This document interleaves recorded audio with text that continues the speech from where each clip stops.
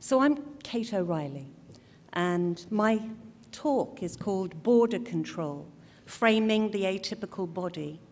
You say radical, I say conservative.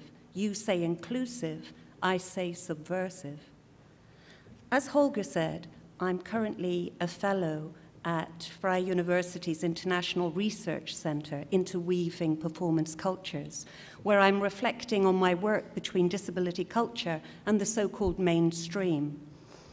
In my engagement with performance culture in Berlin, Germany, and wider afield, I'm offering an alternative, politicized cultural point of view, working from the social model of disability. My views are shaped and informed by the history, variation, and innovation of the UK's disability culture, more of which anon. So this talk will explore notions of what I call the director or choreographer's dramaturgy of impairment. I hope to briefly explore several examples of border control in inclusive performance, the politics and cultural meaning involved in framing the atypical body, and the radical or problematic misrepresentations which can ensue. What are the politics and cultural meaning involved in framing the atypical body? What is the relationship between mainstream culture and notions of normalcy and politicized disability culture embracing the wide variety of human difference? As a dramaturg, a very central question for me: who controls the frame, or does it not matter? So let me first contextualize a very specific personal, political, and cultural perspective on the border between two cultures. Disability arts and culture can be defined as work made by, for, and about those with physical, sensory, or intellectual impairments, informed by the experience of living in a disabling world. It is work created by and led by disabled practitioners. It's the opposite of arts and disability, where, in the UK and Ireland at least, creative expression is something provided for the disabled and led and ultimately controlled by the non-disabled practitioner. Disability culture is disability-led. That is, disabled people are in control and take the lead, direct the gaze, create the content, aspire to or own the means of production, as well as the product. In the UK, it is primarily a cultural expression of the experience of disability, informed by the social model of disability, which sees disability as a social construct, reflecting the values, prejudices, and fears of a particular society, rather than the medical model, where the individual is identified by disease or condition. The body is at fault, requiring treatment, medicalization, normalization. According to the disability studies scholar Colin Cameron, disability arts has at its heart the principles of transgression, resistance, and affirmation. It's transgressive in that it involves a refusal by disabled people to identify themselves in terms of personal tragedy, as the dominant culture represents and seeks to recognize them. It embodies resistance to hegemonic discourses of normality and abnormality, and it affirms by establishing physical difference as something to be expected and respected, valued on its own terms as part of ordinary human existence. Disability arts and culture in the UK and the US emerged from civil rights movements, the right to education, to vote, to the opportunity of employment and independent living, to access to so-called public buildings or public transport. There's an ideology revealed in public amenities and buildings about who can enter, and flights of stairs with no ramps, elevators, or alternative routes of access speaks volumes about who is welcome and is assumed to use those spaces, which is why public access became such a focal point in these movements. I'm a veteran of the UK's disability civil rights movement and of the Direct Action Network. And I'm going to show a few little excerpts, so I'll ask Holger to please set that up for me. These are from a documentary by Direct Action Network in the UK, where by our direct action, I participated in this day's action. We brought the whole of Cardiff, which is the capital of Wales, to a standstill in the mid-1990s. And our slogans were, and are, piss on pity, nothing about us without us, and rights, not charity. It's the civil rights movement.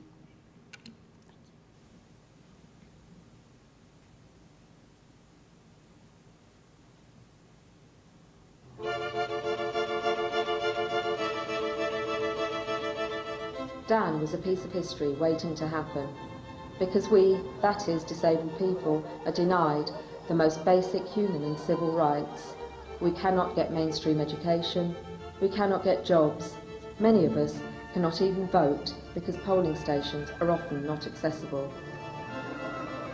Since 1982, 14 bills that have promised civil rights have been rejected by government.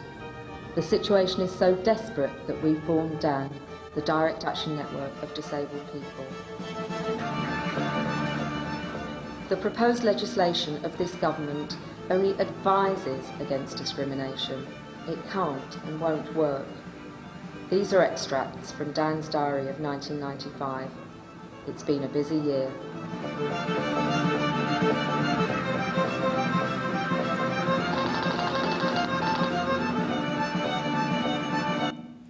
So now the next little excerpt is from the Day of Action in Cardiff.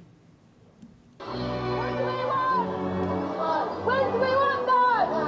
What do we want? I want them now, actually. Tomorrow. When do we want it? Now. What do we want? When do we want it? Now. What do we want? When do we want it? Now. What do we want? Civil rights.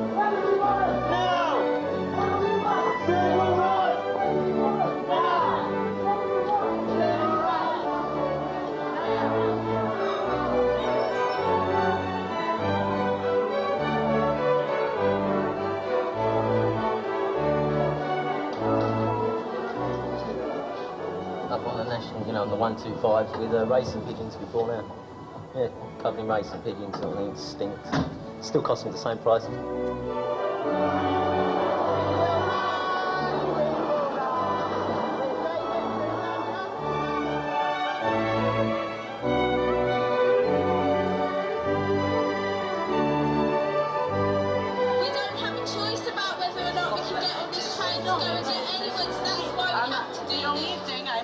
Somebody's going to get hurt. Someone's going to get more injured than what they are.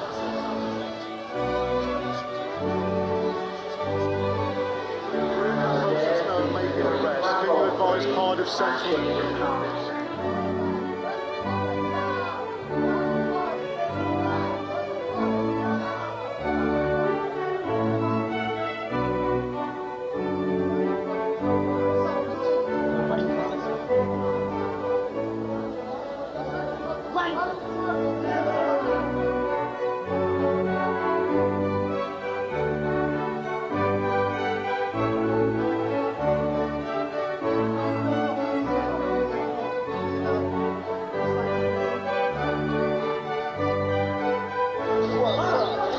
Someone a win. No, no, it's...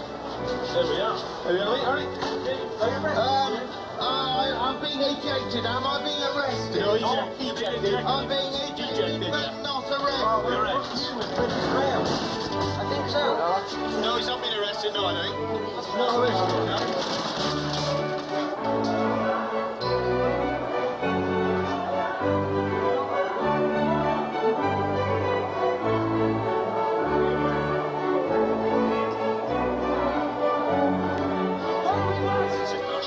What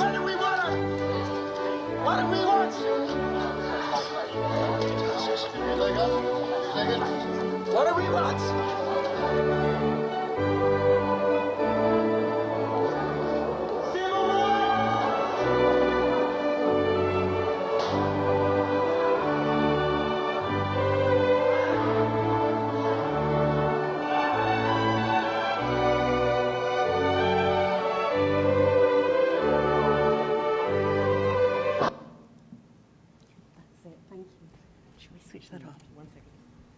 So what I learnt from this was the performativity of protest, of demonstration. And in the film, we saw Alan completely aware and in control of the spectacle of his protest while he was being carried out there by the Welsh policeman. I have two invisible impairments, one a partial sensory impairment, the other a progressive physical disability. I don't look disabled.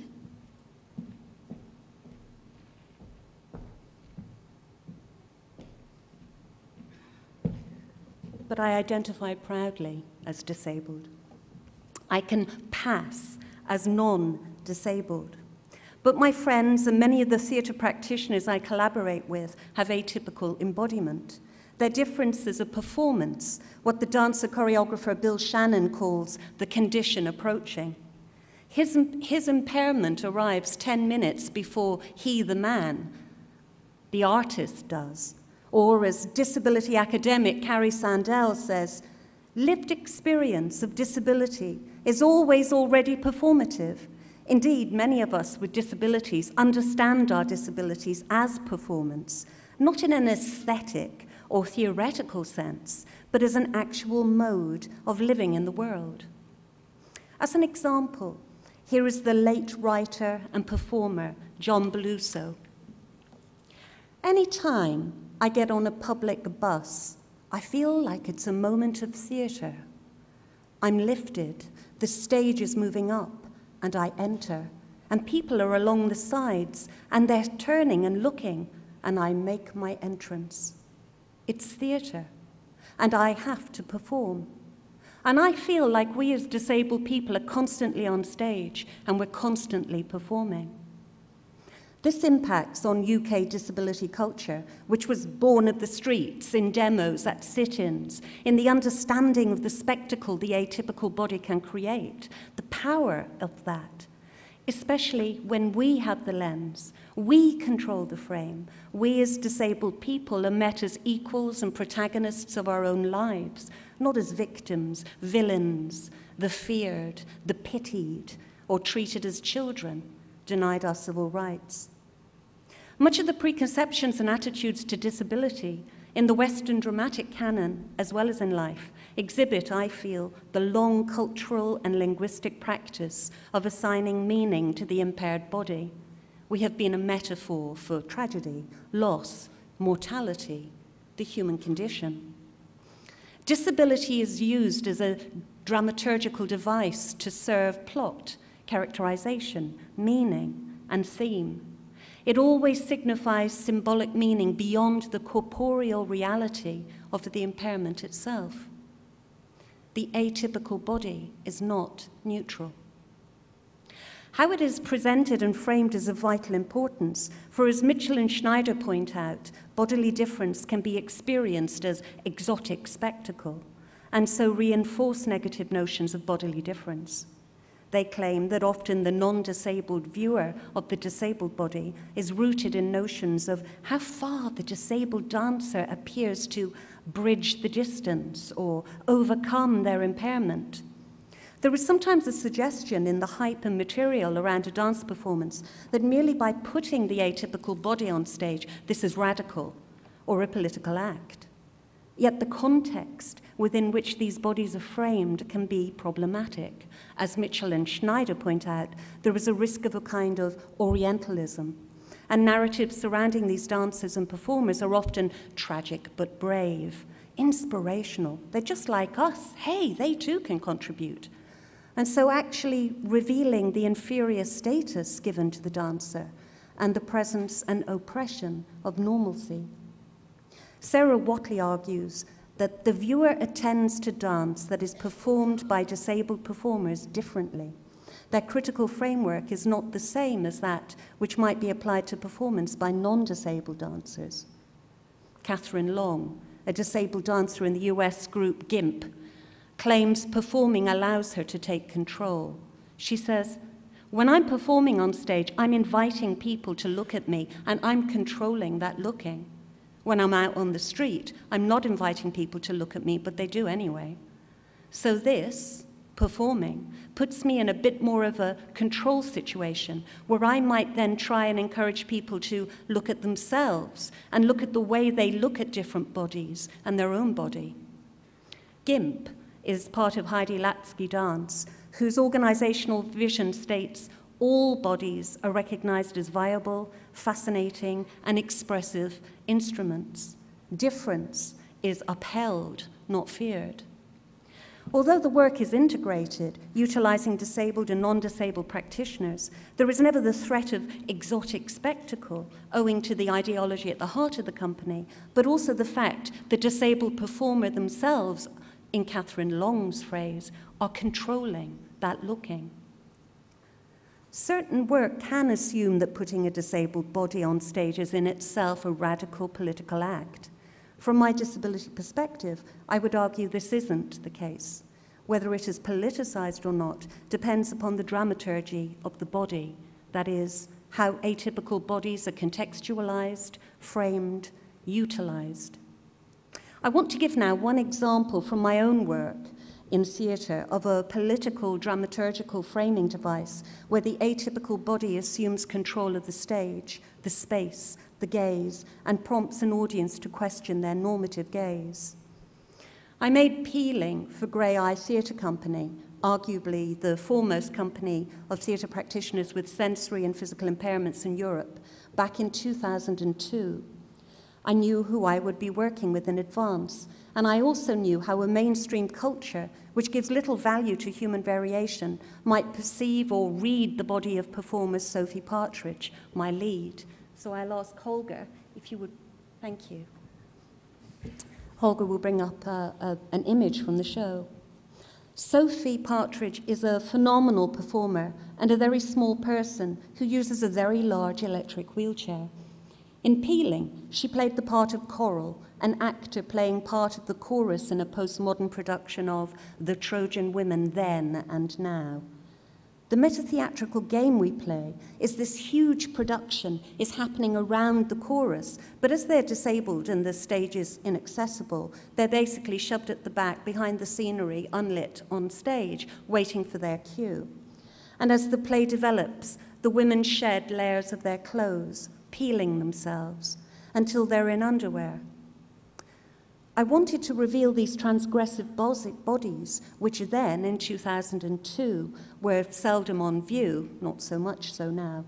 And I wrote a speech for Coral at a point where she and the chorus are observing the imagined performance taking place on the stage in front of them, i.e., where you, the actual audience, are. So the actors, me on stage, were observing the audience, you, observing the imagined production between us. We raised the house lights, and Coral says, I look at them, the audience, their heads sleek in the dark. I watch them, but it's transgressive. I'm to be looked at, not them. But I look and I want to say, who are you? Why are you here? What do you think of me? As you sit there in your rows in the dark, rubbing shoulders with strangers, looking, listening, what do you think of me? Am I just another performer? What am I? The particular dramaturgy I used at this point subverted the politics of the gaze and therefore the dynamics in that room, the theatre, making the weakest person the strongest. To quote academic Josefina Camparelli on this moment, fully aware of the empowerment associated with the bearer of the gaze, Coral, the character played by Sophie, gradually overturns the lack of control versus control binary set out both in the female versus male and disabled versus able-bodied equations, while the most vulnerable figure transforms into the most powerful one, established hierarchies of gender and corporeal ability are undermined, and so Peeling makes its mark as a radical and quietly groundbreaking show.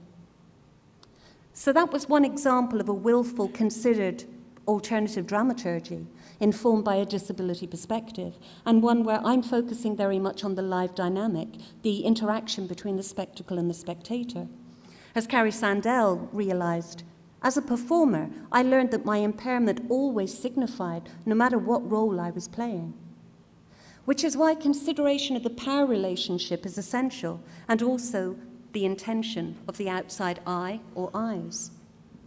Catherine Long in GIMP and David Toole in DV8's The Cost of Living are very much involved in the framing of their bodies and the meanings ascribed to them.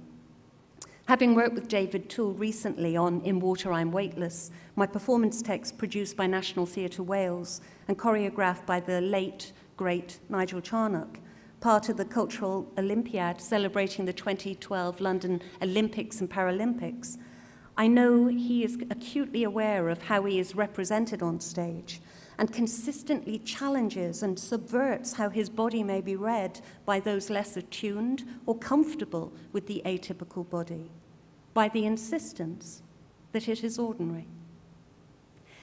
It is possible that performers may contribute to the material presented.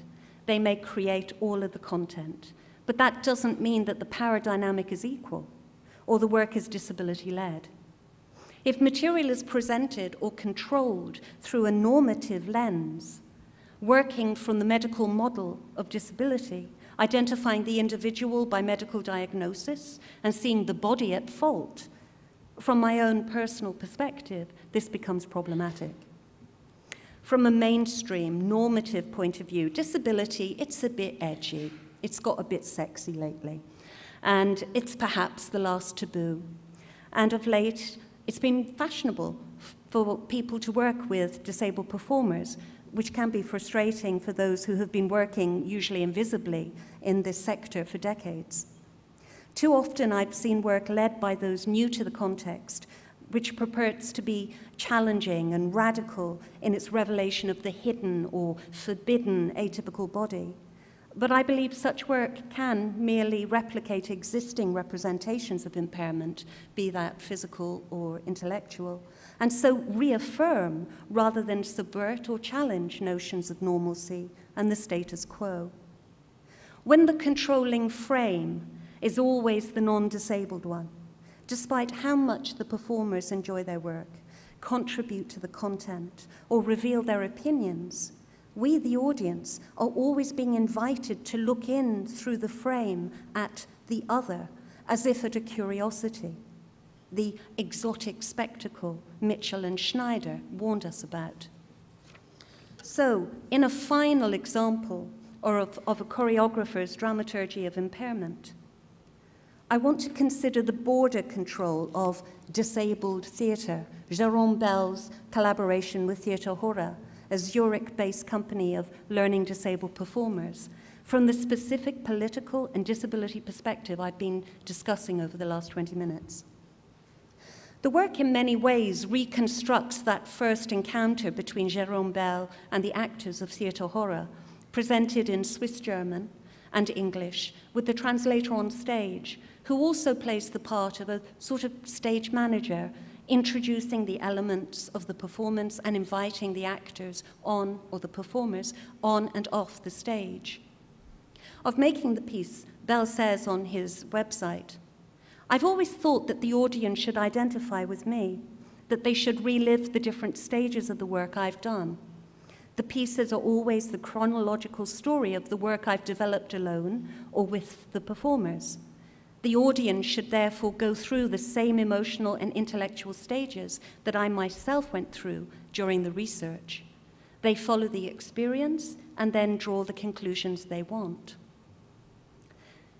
If the audience is supposed to experience what Bell experienced, there is an assumption that everyone is like Bell or has the same embodied experience and perspective as Bell. In performance, the translator, stage manager, says the equivalent of, in his first meeting with Theatre Hora, Jérôme Bell asked the actors to come out one by one and stand for 1 minute in silence before the audience. The actors do. 15 minutes pass. Then they're invited to identify themselves through their names, their profession, and, to my growing discomfort, their impairment. Eventually, the piece culminates with the performers presenting the individual dances they created themselves, a task set by Bell. They do so with great energy, charisma, and complicity, and to great applause. We were encouraged not to expect the dancers to be polished or virtuosic, which I know is characteristic of Bell's work. Some claim his choreographies could be seen as statements in favor of the democratization of dance. But to be democratic is to be equal on a level playing field. Although it was celebratory in the audience's response and the performer's enjoyment of that applause, it made me uncomfortable. As live artist and academic Aaron Williamson says, congratulatory responses may be an evidence towards work made by disabled artists, as mainstream art critics and audiences may simply be unprepared to comment negatively on artists who they consider to be socially disadvantaged or, even worse, deserving of our pity. The dances were authentic from the performers themselves, but we all know how problematic notions of authenticity are.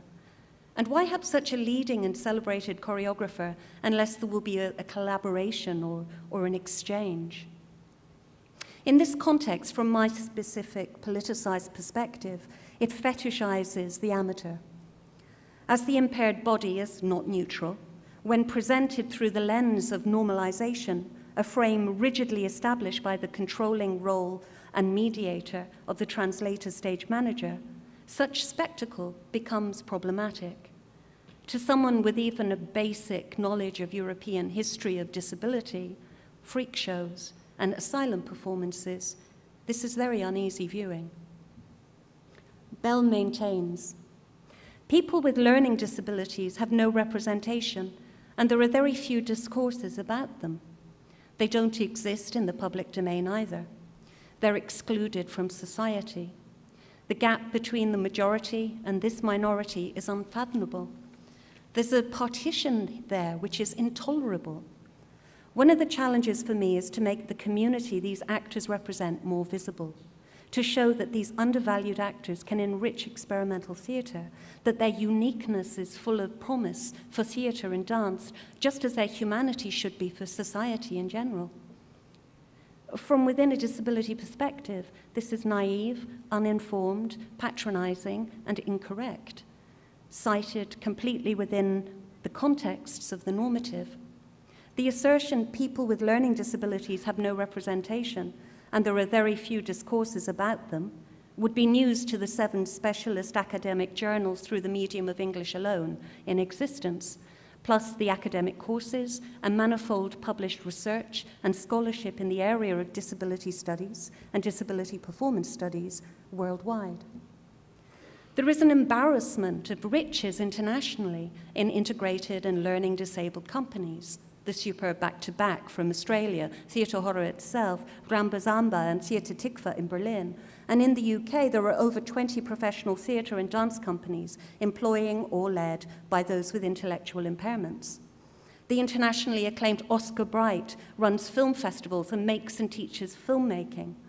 Owing to the awareness of the importance of who controls the frame in the representation of those with intellectual impairments, the company is staffed, managed, programmed, and directed by filmmakers with learning disabilities. Heavy Load is a post-punk band of learning disabled musicians appearing at many festivals across Europe this summer. The Misfits, Mind the Gap, The Firebirds, Face Front, Heart and Soul, USS, Hijinks, DIY Theatre, Flex Dance, Magpie, Angeli, and Free Fall Company of learning disabled dancers in association with the Birmingham Royal Ballet are just some that spring to mind. Never mind the pioneering works of Robert Wilson in the 1970s, working with Christopher Knowles, librettist of Einstein on the Beach, and other learning disabled and brain-injured artists and children. In the documentary of his life, Absolute Wilson, Robert Wilson describes his younger self as a learning disabled outsider from Waco, Texas. And in other interviews, he attributes the dancer Bird Hoffman for teaching him through dance and movement the means to overcome the tensions that had made him unable to speak until he was 17 years of age. Heine Muller described Wilson's theatre as a world of its own, and I feel it is in this kind of territory where Jerome Bell's appreciation of the possible impact of disabled artists on experimental theatre can be realized, but as those who also control the frame. Full inclusion of artists with sensory, physical, and intellectual impairments into live performance could change the structures, expose the normative biases, give the potential to reinvent form, process, and content, and as Carrie Sandel maintains, enhance an art form that purports to explore the human condition in all its variations. There are revolutionary possibilities our perspectives bring to artistic tradition. Until the lens is changed, or the most fundamental notions of normalcy, difference, disability, and the virtuosic are examined, and from the point of view of the other, I feel nothing will really change. The same old is still being paraded around, this time in new clothes, but the same old hierarchies, patronages, and perspectives endure. Thank you.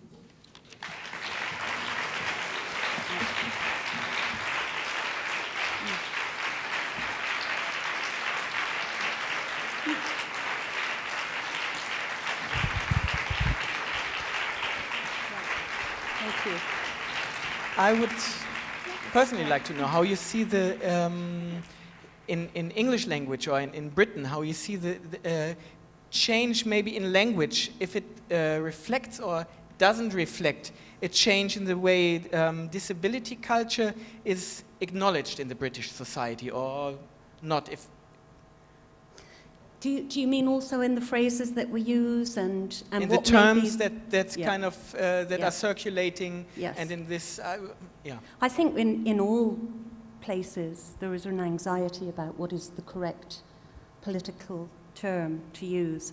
And I often have these conversations also with friends from the US, where, you know, there may be, I say both learning disabled, people with learning difficulties, and I also use the phrase, for example, intellectual impairment, because these are phrases that are changing all the time, because in the UK in particular at least, it's often coming from the disabled community themselves, how they want to be called. And so there is almost at a vanguard, there is certain more kind of right-on or correct phraseology that is slowly making its way through the society, but it's, you know, it's still taking a bit of time. And I know this is something when I've kind of talked with my colleagues here in Germany and elsewhere, we're often going, what is the language? Because sometimes the phrases and the labels that are used for this atypical body, even if in my case it's an invisible atypical body, it often tells us where we are in our political movement towards, I would say, you know, equality. I find it very difficult in certain contexts where I'll hear old-fashioned phrases in the UK where we've sort of said, please don't use those terms, we now find them offensive, which is why I'm also part of the wave that are reclaiming phrases. Like, I talk about crip culture, so we're reclaiming the term crip or cripple. But we also then here have the added complication of translation. And this is something I've talked about quite often with my friends and my colleagues here in Germany about phrases we may use in English, may not necessarily have an equivalent through German or any other language. So I think it's very much an ongoing process, but I think it's alive and it's living, and you can actually identify also how welcome or not you might be if you are of atypical embodiment in any particular place or community by the language that is used around you, if that makes sense. That's not really a question, just a brief comment on what you just said. I think it's, to me, this was a very open-minding lecture, or especially on the fact about the frame, because I think this is referring to what you just said, that this is not really something that is, you know, there as a fact or something, but it's something that is really made by the frame and moving by the frame, and I find this fact very interesting that you said that the control of looking is very important to how you see yourself or how other view other people. So that was to me very mind-opening. Thank you. Thank you very much. Thank you. Yeah, I think we forget very easily. I've certainly said it probably maybe 12 times in the last 48 hours. The atypical body, the disabled body, the impaired body is not neutral. And often in our desire to embrace everything and to be, you know, to want to be equal and assume that there is no difference, we actually forget that there has been this long history of meaning assigned to a particular body.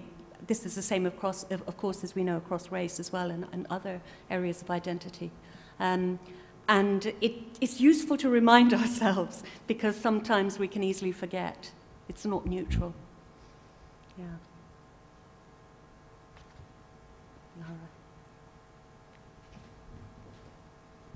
Can I thank you so much for being such an engaged and focused audience? It really, I felt like it was very lovely giving this because I could feel you kind of engaging with me, and I just really appreciated your kind of commitment and concentration. So thank you.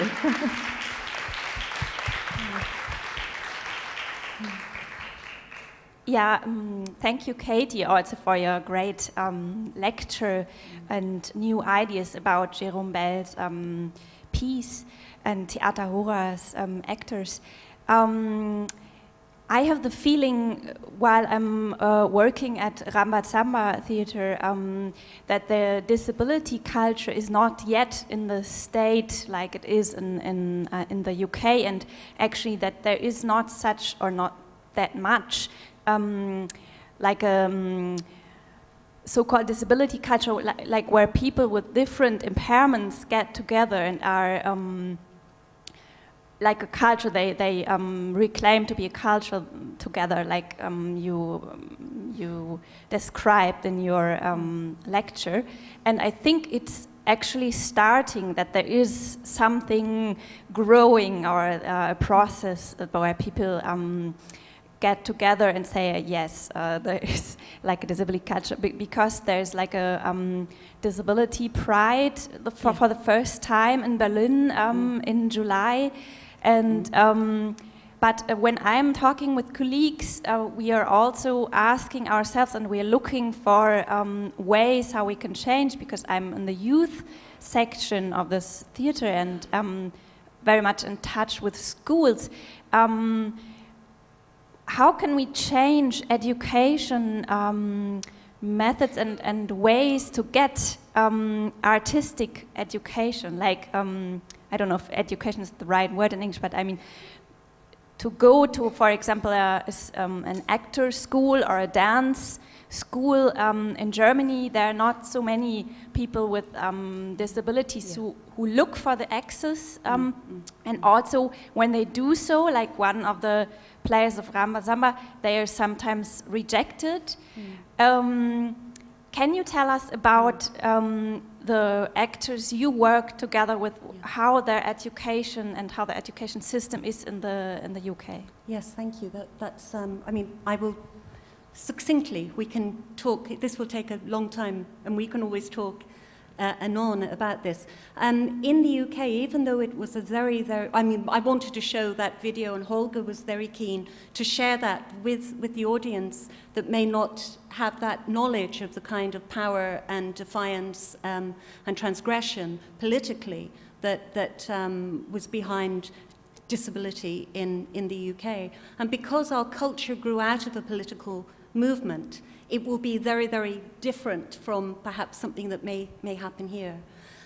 But even most of the people that I work with that are my age, I would call we're the first wave through disability. I was kind of the first wave of that kind of disability arts in the UK coming through. My friends who had atypical embodiment or physical impairment were all rejected by universities, all rejected by drama schools and so on, because it's don't be silly, who would employ you? And so that was my generation, and we set up our own, basically, in lots of ways. As we began to get our own experience and knowledge, I went through mainstream education. As I say, I can pass as non-disabled. But for those that have issues around access, it wasn't so easy. It began very much with finding our allies, whether they were disabled or non-disabled, but also trying to train, to share things.